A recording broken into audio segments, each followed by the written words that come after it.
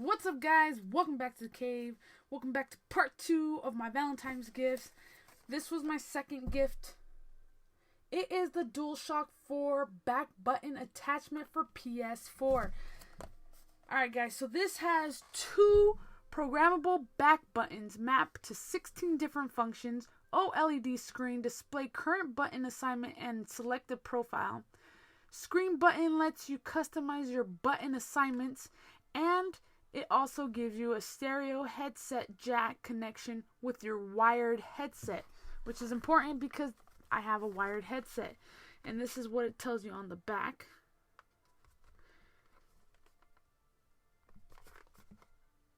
Guys, these are sold out everywhere.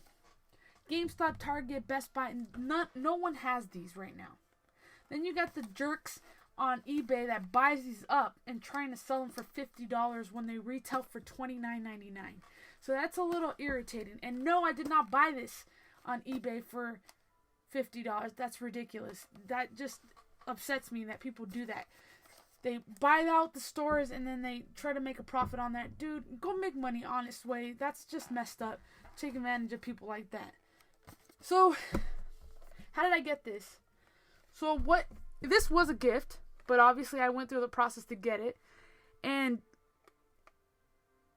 I went to bestbuy.com. They have the open box excellent condition for $23.99.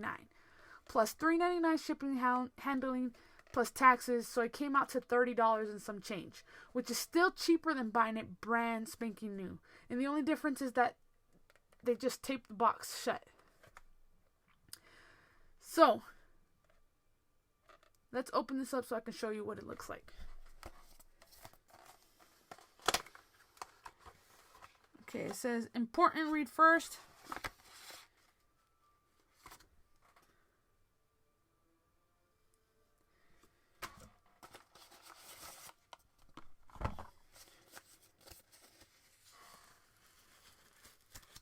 Here's the OLED screen and the back buttons where it connects to your controller. So basically what this tells you is that turn off your controller before attaching the product to your DualShock 4 wireless controller to ensure a proper connection. Use this product only with a DualShock 4 wireless controller. Connect to your controller. So step 1, hold the back button attachment with your thumb behind the stereo headset plug. So, like that. That's step 1. Step 2, with the attachment stereo plug and the control's stereo headset jack aligned, firmly push the attachment towards the controller to insert. So then you push it in there. And then the last thing it says, don't push sideways or from the top or bottom of the attachment. Okay. So, let's try attaching this. Our controller is off. This is where it's going to attach to. Right?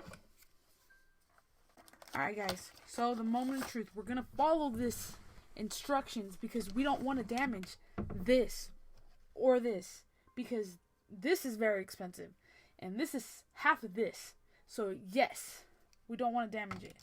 So remember, step 1, it says hold the back button attachment with your thumb behind the stereo jack. So behind the stereo jack is like this. You see that? And there, the stereo jack. Okay. Now, we're going to put it in here. Okay. So once it's there, it says firmly press.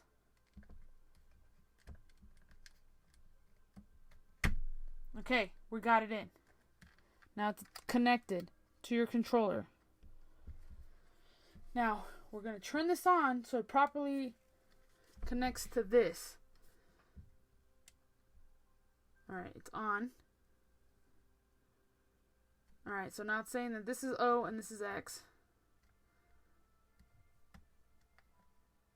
Okay, and if you don't want that, you can push this.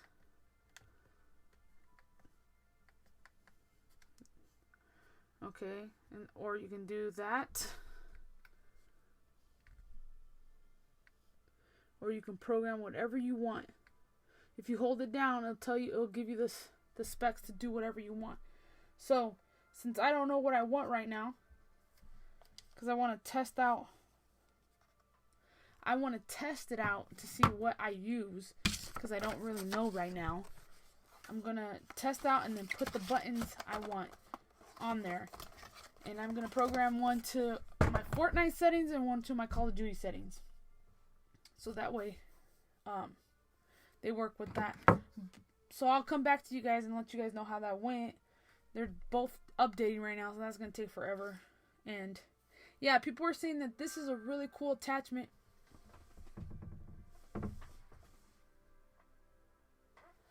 Sorry. This is a cool attachment for first-person shooters, so you don't have to spend $100 and something for those custom controllers. This basically makes your controller a custom first-person shooter controller. This is really cool. So we're gonna go ahead and test that out, and I'll let you know if it's worth the hassle or not. Alright guys, let's get to it. I played with this for a couple hours, and I'm gonna go through it with you.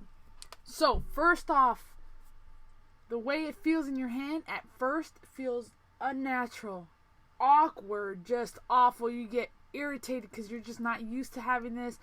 Your hands rest on the control like this when you're playing, so it's on this button. But this isn't a button. This is not sensitive. This, at the end, this is the sensitive part. So you're not going to accidentally trigger this for having your hands right here. This is how you hold a normal one. See how where the buttons would be? But after playing with this for a while, you get completely used to it, and then this feels unnatural, feels awkward. Not having these back buttons after a while is just, you're gonna get used to this and not want to play with it without it. So the weight is not any different than this. So having the button or not having the button, it feels the same in your hands. This device doesn't feel heavy. It doesn't feel like anything. Battery life, this doesn't take any battery life away. Not noticeable anyways. You program it or you hit your settings and then the light turns off and then that's it. It doesn't turn back on unless you hit this button. So it doesn't take away from your battery life.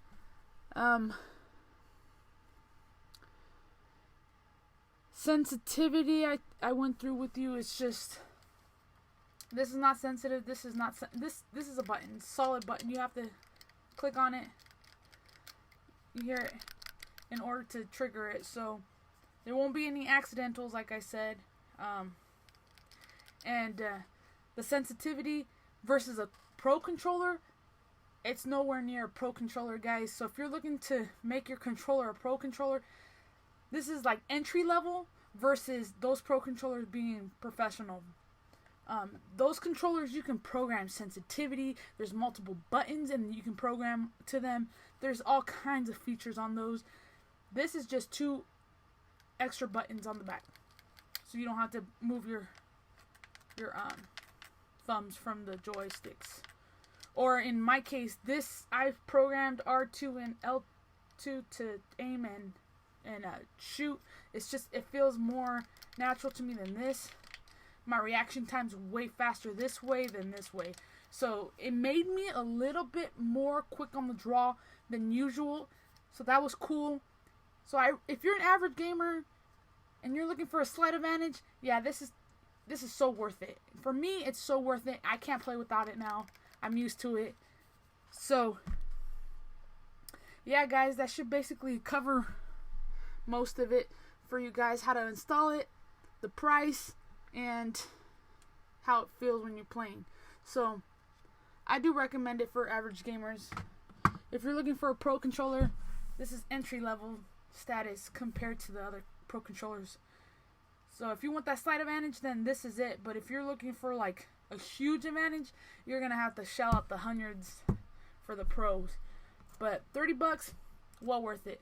Alright guys, until next time, thanks for watching.